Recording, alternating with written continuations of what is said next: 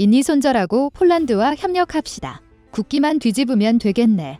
인니에 무기 팔아봤자 자기들 정비 조종 미숙으로 추락이나 하고 있으니 팔아도 평판 나빠져서 손해입니다. 인니의 목적은 기술 빼서 중국에 파는 거지. 뻔하다. KF-21 퇴출은 당연하고 잠수함 비용하고 FA-50 비용 꼭 받아내야 합니다. 국제소송 걸고 이자까지 꼭 제대로 받으세요. 네티즌들이 왜 그렇게 반응하고 댓글을 달았을까요? 이유를 한번 봅시다. 지난 8월 5일 KF-21 도입에 반대하는 인도네시아인이 그의 말을 정리하면 인도네시아가 돈을 내지 않은 것은 한국이 기술 공유를 거부했기 때문이고, 그래서 이에 격분한 인도네시아가 한국을 퇴출하기 위해 미국, 러시아, 프랑스제 첨단 전투기를 도입했다고 말합니다. 어차피 기술을 주지 않는다면 이제 겨우 비행한 엉터리 한국산보다 외산 전투기가 낫다는 것인데요. 댓글 하나로 모든 걸 단정 지을 수는 없지만 확실한 건 인도네시아 정부가 얼마나 무능하고 부패했는지를 보여줍니다. 설계, 작동 방식, 사용하는 무기, 들어가는 부품이 전부 다른 세 나라의 전투기를 한 번에 산다는 것은 비능률의 극치이기 때문인데요. 만약 인도네시아가 새 전투기를 정말로 한 번에 운영한다면 상상도 못할 참사가 일어날 것입니다. 하지만 이런 현실에도 불구하고 많은 인도네시아인들이 진심으로 자신들이 좋은 선택을 했다고 믿고 있습니다. 세계에서 손꼽히는 4.5세대 전투기를, 그것도 종류별로 구매한 자국에 대한 자부심이 정말 대단한데요. 그런데 이제는 그 자부심도 부리지 못할 것 같습니다. 인도네시아가 구매하기로 했던 F-15 전투기의 생산이 멈췄기 때문입니다. 원인은 제작사인 보잉에 있습니다. 최근 보잉은 우리 국민들이 아주 싫어하는 갑질이 대표 기업이 됐습니다. 한국에게 수조 원에 달하는 전투기 개량 비용으로 덤터기를 씌우며 갑질을 하려 했기 때문인데요. 그런데 비슷한 짓을 자기 기업의 직원들에게도 했던 모양입니다. 회사가 어렵다며 퇴직연금을 건드렸다가 대규모 파업이 일어났습니다. 이에 따라 보잉만 믿고 한국의 뒤통수를 쳤던 인도네시아가 발칵 뒤집혔습니다. 보람에 대신 들여오려던 F-15에 문제가 생기면서 어마어마한 규모의 전력 공백이 발생한 것입니다. 심지어 엎친 데 덮친 격으로 프랑스가 라파를 공급하지 않고 있습니다. 보람의 사건으로 국제사기꾼 취급을 받게 된 인님에게 대금을 납부하지 않으면 전투기를 팔지 않겠다고 선언한 것입니다. 이것만 보면 정의는 승리한다는 말이 맞는 것 같기도 한데요. 그래서 준비했습니다. 오늘은 한국에 시비 걸던 인도네시아의 전투기 전력 공백으로 발생하는 참사와 세계 최대의 항공사 보잉의 몰락이 항공기 시장에 미치는 파장에 대해 알려드리겠습니다. 지난 2010년 7월 15일 김태영 당시 장관과 변묵은 방위사업청장이 참석한 자리에서 한국과 인도네시아의 KF-X 공동개발 MOU가 체결됐습니다. 그리고 당시까지만 하더라도 많은 군 전문가들이 한국과 인도네시아의 협력에 긍정적인 평가를 했습니다. 자국산 수송기 CN-235를 개발한 인도네시아와 설계와 해석, 시험평가, 시제기 제작, 가망 인증을 공동으로 진행해 KF-X 사업에 속도가 붙으리라 생각한 것입니다. 그러나 이 기대는 철저하게 배신당했습니다. 사업단이 발족한 2016년 1월 1일부터 2017년까지 자신들의 경제 사정을 이유로 일방적으로 분담금 미납을 시작했고 기대했던 기술 지원도 거의 없었습니다. 되려 코로나를 명분으로 기술진을 철수시켰는데요. 그 결과 한국은 당초 계획과 달리 오로지 한국의 힘만으로 보람의 시제기를 제작해야 했습니다. 이 때문에 보람의 사업이 실패할 뻔했는데요. 하지만 이런 시련조차 우리 개발진의 열정을 막지는 못했습니다. 차세대 전투기를 오직 우리 힘만으로 단독 개발을 해낸 것입니다. 이렇게 한국이 보란 듯이 성공하자 국내에서 인도네시아 퇴출론에 힘이 실렸습니다. 아무런 도움도 주지 않으면서 목소리만 큰 진상을 잘라버리고 차라리 이대로 독자 개발을 진행하자는 것이죠. 당연히 이 사실은 얼마 지나지 않아 인도네시아에 알려졌습니다. 이에 따라 인도네시아의 국론이 둘로 갈렸는데요. 먼저 하나는 조코 위도도 대통령을 지지하는 친한파입니다. 이들은 지금이라도 서둘러 분담금을 지급해 한인 협력을 유지하는 것이 인도네시아의 국익에 이롭다고 주장했습니다. 하지만 반대파들도 만만치 않았습니다. 그 중심에는 인도네시아 국방부 장관 프라보워가 있습니다. 프라보어는 인도네시아의 독재자 수하르토의 사위로 조코 위도도의 한국산 무기 도입을 사사건건 방해한 인물입니다. 그는 선진국의 턱걸이한 한국이 개발에 성공한 무기보다 믿을 만한 다른 선진국의 무기를 사자고 주장했습니다. 지난 수년간 있었던 인도네시아의 만행 중 상당수가 프라보어의 작품이었을 정도입니다. 하지만 이런 막장 행보에도 조코 위도도는 프라보어를 해임하지 못했습니다. 과거의 독재자를 지지했던 국민들의 지지가 상당하고 군부의 지도부 역시 프라보어를 따랐기 때문입니다. 국방부 장관 프라보어의 뜻대로 바뀌었습니다. 그 결과물이 라팔과 F-15의 도입입니다. 2022년 2월 10일 인도네시아는 라팔 42기와 F-15E-X8기를 도입한다고 밝혔습니다. 그리고 같은 날 미국 국방성이 풀옵션의 F-15EX를 인도네시아에 판매하는 것을 승인했습니다. KF-21 48대를 대신해 제공권을 질 미들급 라팔 42기와 다양한 공대지 임무를 수행할 수 있는 최고급 F-15EX 8대로 미래 인도네시아 공군을 편재하겠다는 것입니다. 이 소식에 프라보어 지지자들이 환호했습니다. 이제 겨우 비행하느니 마느니 하는 한국산 전투기보다 여러 차례 실전에서 성과를 입증한 F-15와 라팔이 훨씬 좋다며 인도네시아가 동남아 최강 공군이 될 것이라고 확신한 것입니다. 그런데 인도네시아 국민들이 모르는 것이 있습니다. 바로 엄청난 비효율과 예산 낭비, 그리고 부정부패입니다. 이번에 인도네시아가 프랑스로부터 구입한 라팔 42대의 도입가는 총 81억 달러, 그러니까 우리 돈 10조 5,700억 원입니다. 이는 기체 하나당 2,500억 원 정도 하는 것입니다. 그리고 미국이 승진한 F-15EX 8대의 수출가는 대당 한화로 5,040억 원쯤 하는데요. 그러니까 F-15EX 8대에 4조 320억 원이 필요합니다. 따라서 인도네시아가 이번에 구입하는 전투기 50대의 총도입비는 이는 정말 비정상적으로 미칠 듯이 비싼 금액입니다. 그렇다고 사기는 아닙니다. 미사일부터 각종 수리부속과 예비 엔진까지 모든 서비스가 포함된 가격이니 너무하다 싶기는 해도 국제 표준에 가까운 금액이긴 합니다.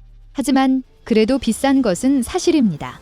KF-21 보라매가 개발비와 120대 양산 비용을 합쳐 18조 원이 투자된다는 것과 비교하면 인도네시아의 전투기 구매 대금은 정말 엄청난 금액인데요.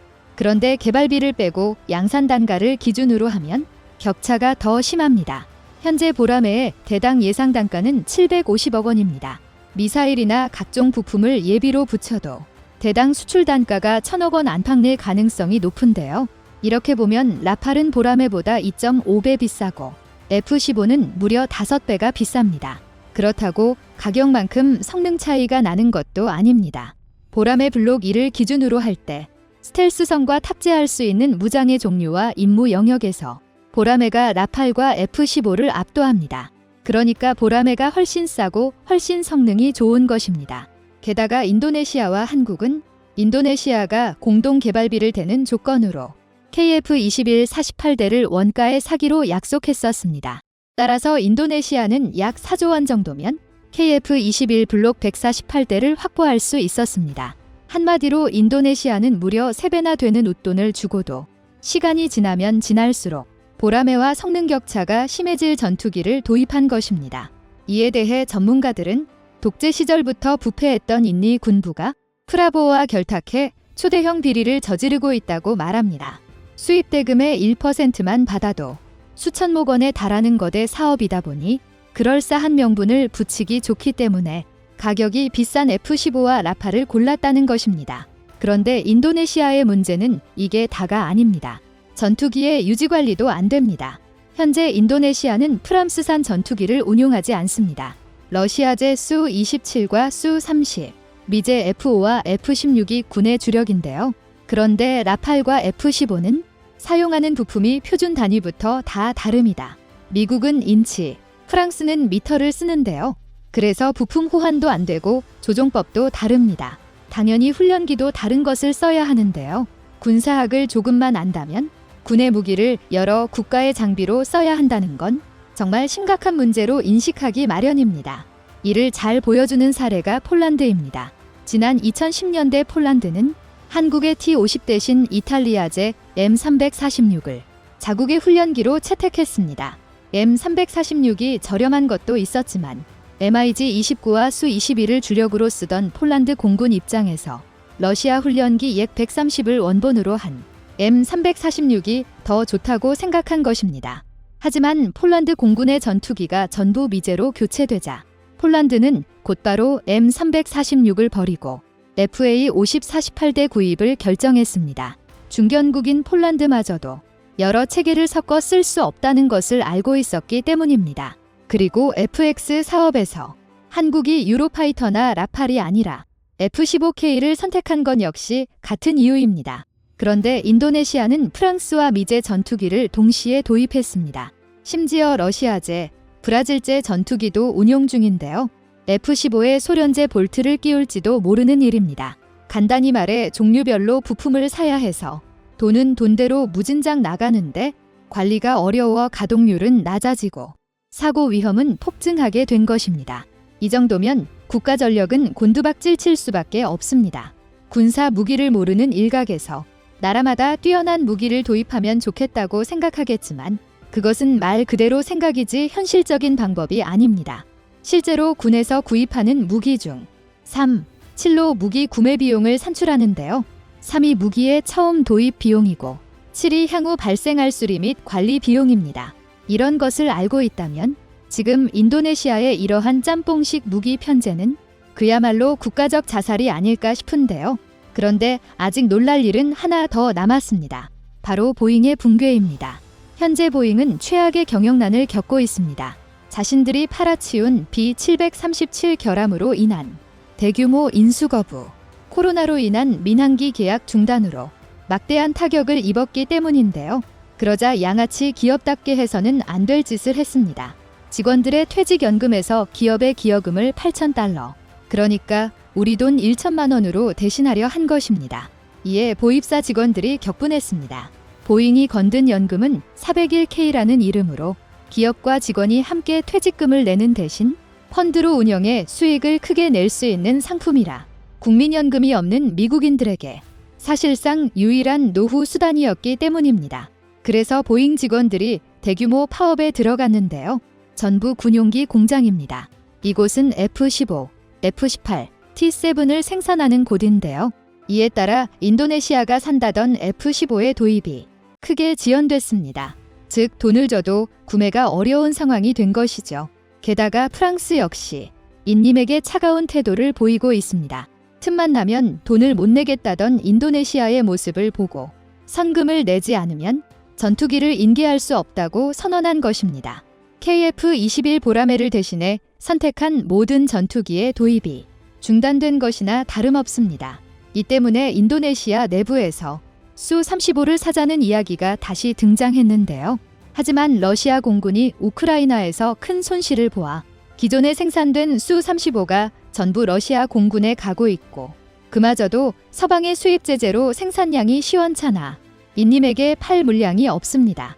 결국 인도네시아는 한국을 배신했다가 막대한 국가적 손실뿐만 아니라 자국 공군의 엄청난 공백을 메울 길이 없어졌습니다. 반면 한국은 승승장구하는 모양새입니다. 보잉의 T-7 공장 파업 때문입니다. 과거 미 공군은 T-50A를 차기 훈련기로 도입하려 했습니다. 하지만 보잉의 폐서기와 미 의회의 압력에 굴복해 T-7을 선택했습니다. 대신 2024년까지 양산한다는 약속을 지키라고 요구했는데요. 그런데 보잉은 이것도 실패했습니다. 양산 단가를 낮추려고 저가 인력을 쓰다가 온갖 결함이 터졌고 결국 사업이 지연됐는데요. 이 와중에 공장까지 파업한 것입니다. 이에 미 공군이 경로하고 있습니다. 매해 훈련기가 추락하는 판에 좋은 대체품을 두고 미완성 결함품을 기다려야 하기 때문입니다. 이 덕에 T-50을 미 공군이 다시 선택할 수 있다는 이야기가 나오고 있습니다. 이와 함께 이 막장극을 옆에서 지켜보던 미 해군이 보잉의 갑질에 분노해 자신들이 진행 중민 차기 훈련기의 요구사항을 크게 올렸습니다. 이에 따라 보잉의 T-7이 탈락할 것이란 게 전문가들의 중론인데요.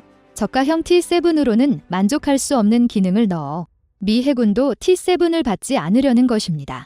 그런데 이렇게 되면 사실상 미 공군과 해군이 도입할 기체는 미 한국의 T-50이 유일한 훈련기 후보가 되는 것입니다.